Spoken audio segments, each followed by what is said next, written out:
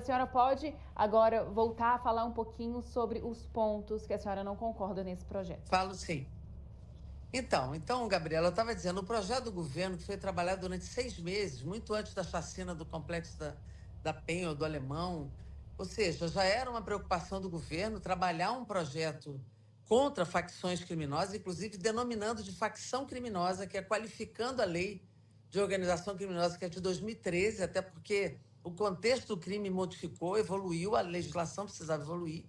Então, é um texto do governo que combate rigorosamente as facções criminosas, estabelece punição para agente público, muda administrativamente presídios, estabelece aumento de penas em quase todos os seus artigos, principalmente para ocupação de território, atividade econômica, ligação com tráfico internacional, organizações internacionais, ou seja, tem um conjunto imenso e majoritário no projeto de aumento de penas, né? Então, era um projeto muito redondo, muito bem trabalhado, e que fortalecia intensamente o papel da Polícia Federal, integrando a Polícia Federal com estados e municípios. Tá? Quando vem o relator Derrite, a primeira pergunta que fica é por que o capitão Derrite, cujo currículo é um currículo muito violento, inclusive ele foi tirado das ruas em São Paulo, da rota, pela violência com que ele assumia ações como policial, e na sua gestão aumentou muito o crime de operação policial, né? Então, ele vem, é um secretário do governo Tarcísio, vem para relatar, quando tem 513 deputados disponíveis na Câmara, um projeto do governo Lula. Aí, neste momento, a situação é politizada, porque Tarcísio, querendo ou não, até aqui, pode ser um candidato a presidente da República de oposição ao presidente Lula. Então, nesse momento, nesta escolha, você já politizou o processo, né? Segundo, ele traz para dentro do texto, ele incorpora várias coisas do projeto do governo, mas ele traz para dentro do texto, primeiro, o esvaziamento financeiro da Polícia Federal. Aí a gente fica se perguntando a quem interessa esvaziar a competência e a atuação da Polícia Federal. Depois de uma operação Carbono Oculto, que descobriu ligações do PCC com o sistema financeiro em São Paulo, e na continuidade da investigação vai ver as ligações políticas também do PCC.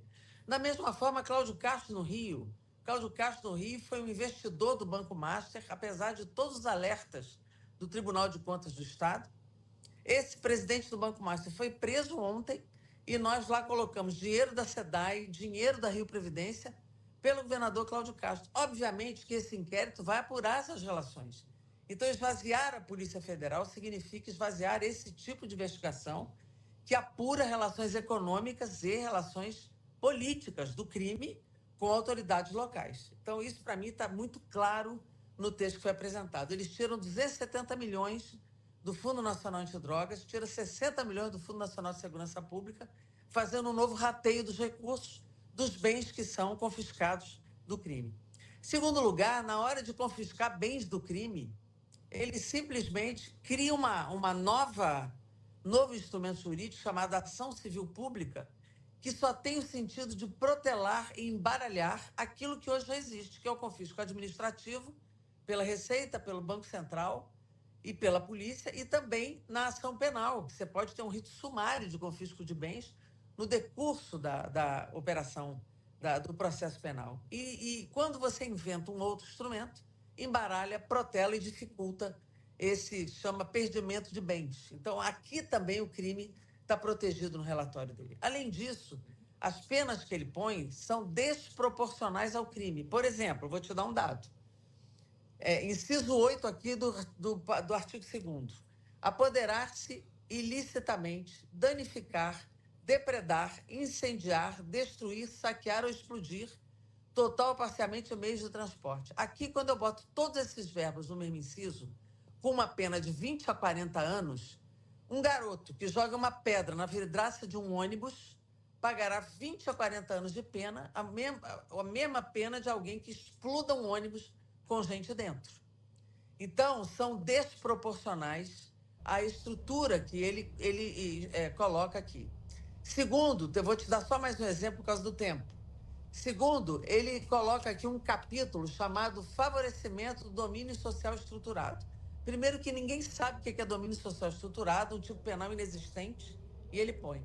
Neste favorecimento, eu vou te dar um exemplo, que eu usei, inclusive, ontem na tribuna da Câmara. Abrigar alguém pertencente à organização criminosa, der abrigo ou guarda, ou guarida. Uma mãe de uma comunidade de favela que abrigue o seu filho, que faz parte da organização criminosa, ela vai pagar 12 a 20 anos de prisão. E não só isso, tem vários outros itens aqui que criminaliza o cotidiano dessas comunidades. Ele bota apoiar de qualquer forma. O que é de qualquer forma em lei? Não existe isso em lei. Então, apoiar de qualquer forma, pagar a net cobrada pelo crime é apoiar o crime porque deu dinheiro, vai a 12, 20 anos de cadeia também?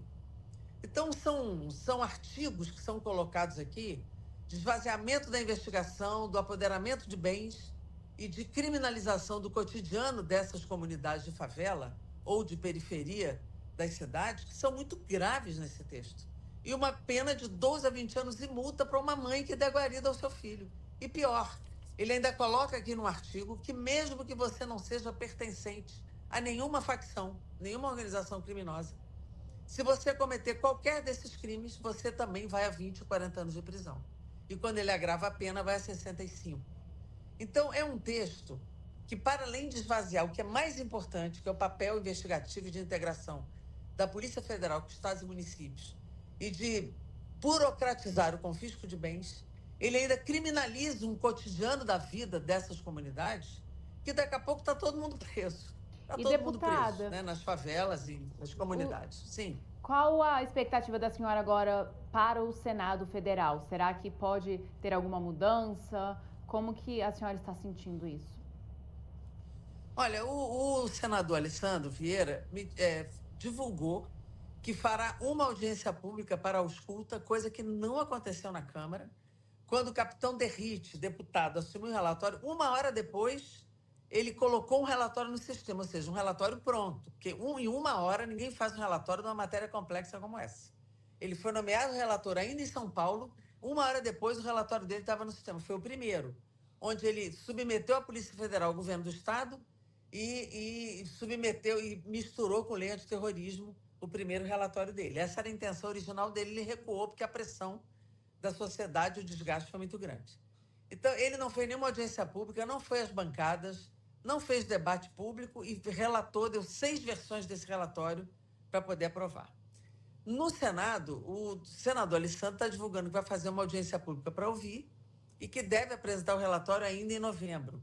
Eu espero que, neste tempo, a gente consiga, o governo consiga, a sociedade consiga conversar com o senador para que ele corrija as barbaridades que existem nesse texto da Câmara e a gente consiga ter um texto que, de fato, evolua para um combate rigoroso, confisco de bens e não criminalize quem não tem que ser criminalizado. Que criminalize, de fato, as facções criminosas no Brasil e que a gente possa fazer um enfrentamento agudo ao combate ao crime organizado. Eu sou do Rio de Janeiro, sei o que isso significa e eu acho fundamental que a gente tenha um combate duro, mas duro mesmo, sem proteção, sem flexibilidade e com a participação dura da Polícia Federal nesse processo. Deputada Jandira Fegali, muito obrigada pela participação da senhora aqui no nosso programa. Seja sempre muito bem-vinda e uma ótima semana. Eu bom que feriado agradeço. Também. Obrigada. Para você também. Obrigada. Obrigada.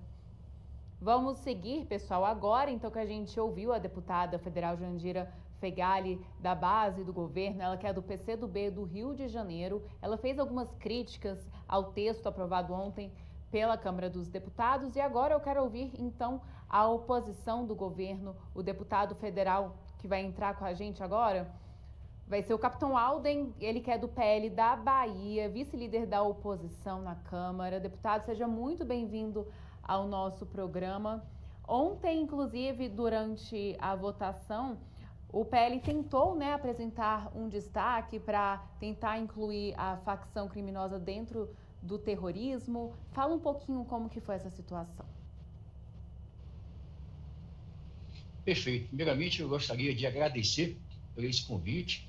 Eu acho que realmente é muito importante. Eu votei favoravelmente ao novo marco legal de combate ao crime organizado, porque o texto aprovado pela Câmara dos Deputados é muito mais forte, muito melhor e muito mais completo e eficaz do que o projeto que foi enviado originalmente pelo governo federal.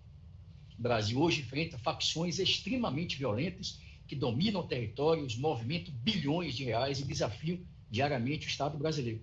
A sociedade precisava de uma resposta à altura. Foi isso que nós construímos no parlamento, em especial no dia de ontem. O texto do governo federal era limitado, fragmentado e insuficiente para atender a essas demandas. A Câmara transformou esse projeto do governo federal fraco, um marco legal robusto, com as maiores ferramentas legislativas já criadas contra facções criminosas. E entre os avanços, eu destaco a criação de uma lei autônoma antifacção, substituindo, portanto, aquele amontoado de remendos do projeto original. Nós incluímos uma definição clara e objetiva do que vem a ser facção criminosa, incluindo organizações ultraviolentas, milícias e grupos paramilitares que controlam territórios. Endurecimento real das penas, que podem chegar até 66 anos de prisão, além de progressão mais rígida e isolamento total de lideranças violentas. Incluímos também a manutenção e o reforço do agravamento de pena para líderes de facção, que o governo federal, no projeto, na proposta original, havia retirado. Agora, os chefes de organizações criminosas terão que cumprir pena em presídios federais de segurança máxima e somente poderão progredir de regime após o cumprimento de um mínimo de 70% da sua pena, o que, na prática, dificulta enormemente qualquer benefício antecipado. Nós incluímos também o reconhecimento, pela primeira vez na história do Brasil, a ideia de domínio territorial, exercido por facções como conduta específica, com penas altas para quem controla áreas, para quem impõe leis próprias, quem restringe a atuação do Estado. Então, o texto assumiu juridicamente aquilo que a população já sente na pele, e existem territórios faccionados e dominados. Prevemos também punições severas para a participação de agentes públicos em organizações criminosas, seja pela atuação direta, facilitação, proteção ou omissão dolosa, além do afastamento e responsabilidade funcional e patrimonial, rompendo com esse ciclo de lucro que, infelizmente, essas organizações possuem. Criação de um Banco Nacional e Estadual de faccionados, garantindo a troca efetiva de informações e, obviamente, uma maior integração com os órgãos de inteligência e das demais polícias de todo o Brasil. Nós também estabelecemos, neste relatório, o confisco já no inquérito, quando houver risco de dissipação, e é uma medida inexistente no texto que veio do governo federal. Nós incluímos a responsabilização funcional e patrimonial de servidores infiltrados nas estruturas do Estado, suspensão de CNPJ. Hoje temos mais de 1.200 CNPJs que operam grandes esquemas para lavar dinheiro para organizações criminosas. E também é preciso aproveitar essa oportunidade para responder aqui às falsas narrativas da esquerda. A Polícia Federal não perde e nem perderá nenhum poder e nem será asfixiada, como disse recentemente o Fernando Haddad, ministro da Fazenda. A Polícia Federal continua tendo 100% das competências constitucionais para investigar, apreender, bloquear, sequestrar e usar bens apreendidos. Nada no texto restringe a atuação da Polícia Federal. A alegação de que o projeto impede a Polícia Federal de apreender ou utilizar bens é falsa e não encontra respaldo em nenhum artigo da lei e do relatório que foi aprovado. Portanto, não haverá, já finalizando, não haverá redução de recursos para a Polícia Federal. Isso é mentira.